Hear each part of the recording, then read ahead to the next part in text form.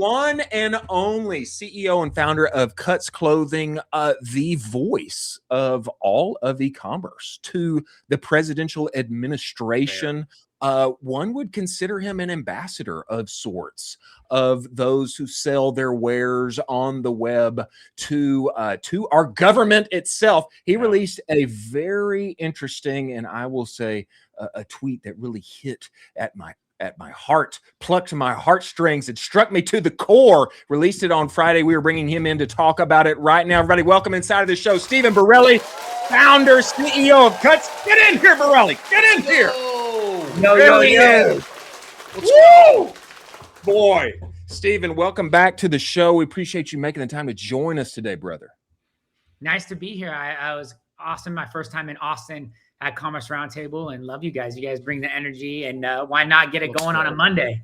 Come on. Why not get it going on a Monday? You know, brother, we want to talk about this tweet that you put out on Friday about every CFO coming in and saying, no more marketing spend. You got to take it back, Stephen. And I'll just say, oh my goodness, I've been told no too many times. My kids would call the CFOs the no monster, always saying no more marketing spend. I love it if you give us a little background and context on this tweet and get into this story, if you would, Stephen. Yeah. So, we've been around since 2017, 2018. And for the first 5 years, it was really up and to the right. And it was, we had a low OpEx and we had high spend. And then as we were growing the business, open up retail stores, trying to expand and grow even further, we also said, hey, we need to bring people in from Nike or public CFOs to help us with kind of this next phase of growth. And we brought on certain people, not just in the CFO spot, but in other roles as well, that they knew other businesses, but they didn't know our business.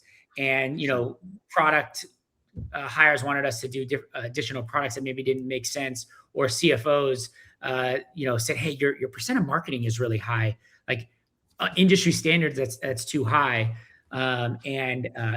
Forced us into, or not forced us because I allowed it, but got us thinking of saying, hey, oh, that makes sense. Let's try to lower marketing spend from where it was. And in the end, why we've always been successful is we have a low OpEx, we have low staff, and we're spending 30 plus 40% of revenue on marketing while still being profitable.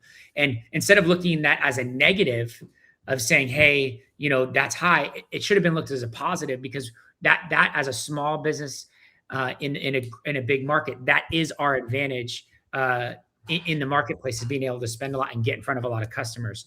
So it just took a year and a half for us to kind of figure that out.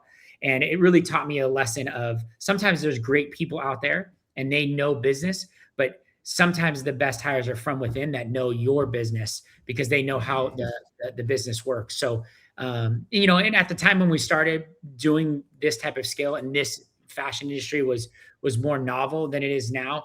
And so, we just got a little off track, and now we're, up and to the right again. And it's great to see. And a large part of is because we asked the question, what the tweet was, not how do we cut spend, but the answer is, how do we spend more? And it was cool to see some top CFOs. I think one of the ones that I've always looked up to was the secret CFO commented he agreed with it.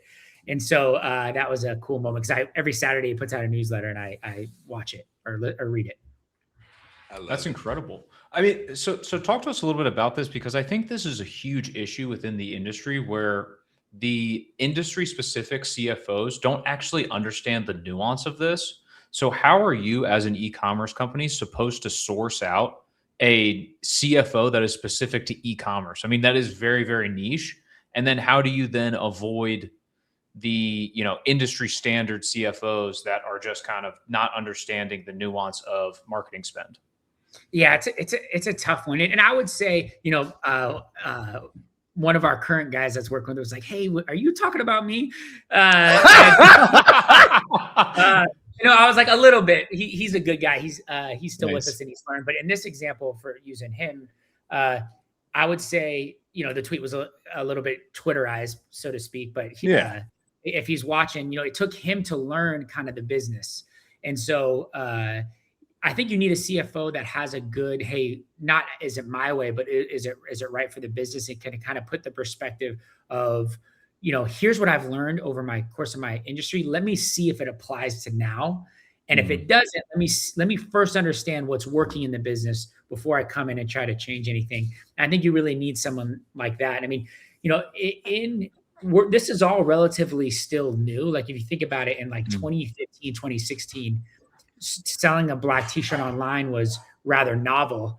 And clothing now, 10 years later, it's been done, over the last 10 years. So there is a growing more and more better talent out there. But usually to get to a CFO, you have 10, 15 years of experience, so there isn't like guys that have done it for 30 years, like in other careers. So I think you need someone that's worked at a high growth DTC business that understands, the biggest asset of your business is you're sending traffic to your website to convert them, and they need to understand how the math works there.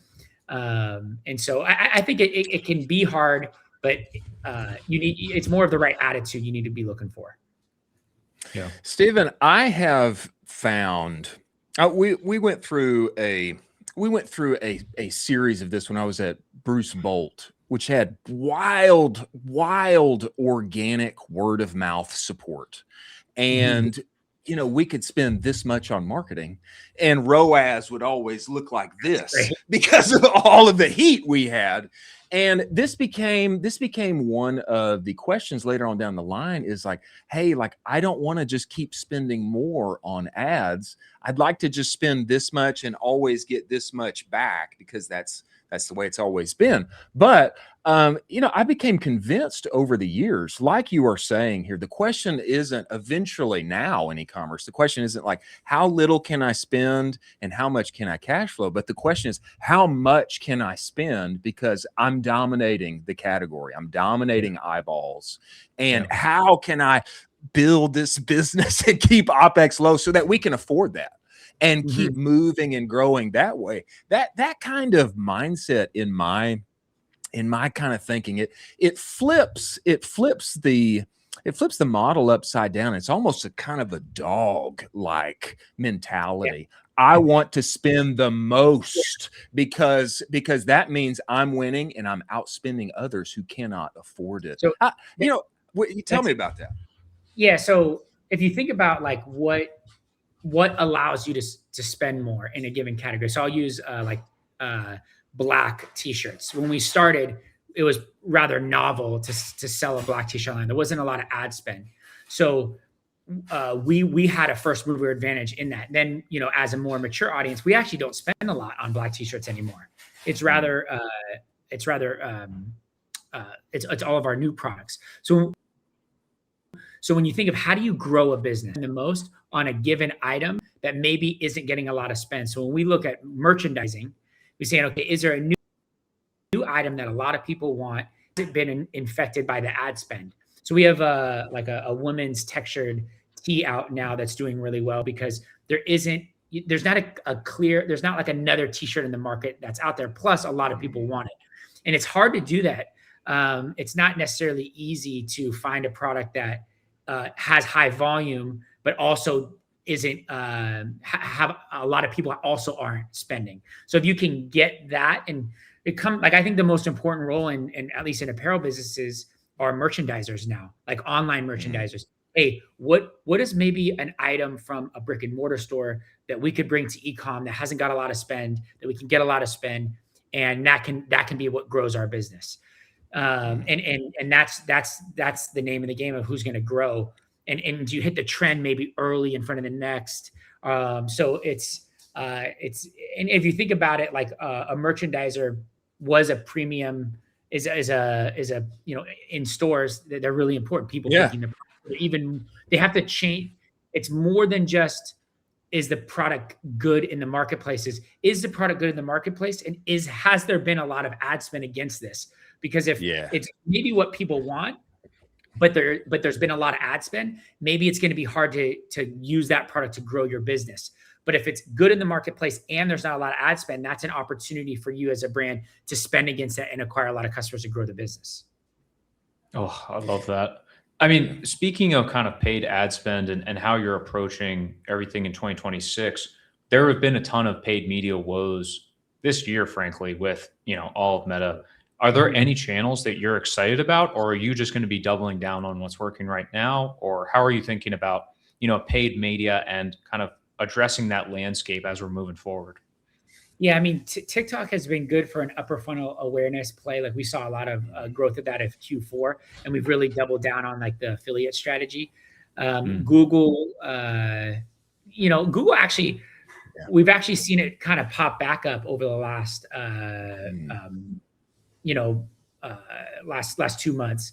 App Loving in Q4, we spent a good amount of money on TV in Q4, but both those channels we haven't seen do that well in Q1 and Q2 for our line of work. Got it. Stephen, I like this talk about digital merchandiser. I mean, it reminds me honestly of Only the Paranoid Survive. It's like always what's now and what's next and where is the opportunity, and kind of looking and living just around the corner there. That's juicy, man. We dig it. Yeah, digital merchandise, but also comparing it to what you are and aren't seeing in the marketplace. It's and really that's, if I would say, like, what is the thing that I try to focus on most in the business is that, because we're placing $3, $4, $5 million POs at a time, so we got to make sure we get those dialed in. Those are big bets, aren't they, Stephen? Yeah, those are big bets. Yeah, you don't want, honestly, that's like the scariest part about apparel business is placing. We've had women's crop tees. I think I shared this at the last time. It's like, you don't want to have big sizes in crop tees because you're not selling those. Yeah. Well, methinks there is a reason why you continue to win the sport of business, my friend, and we appreciate what you do and for being here for all of the industry. We love it, brother. We look forward to having you back. Happy Monday. Let's go get it. Appreciate it. Let's get it. Good luck, boys. Good question. Thank you.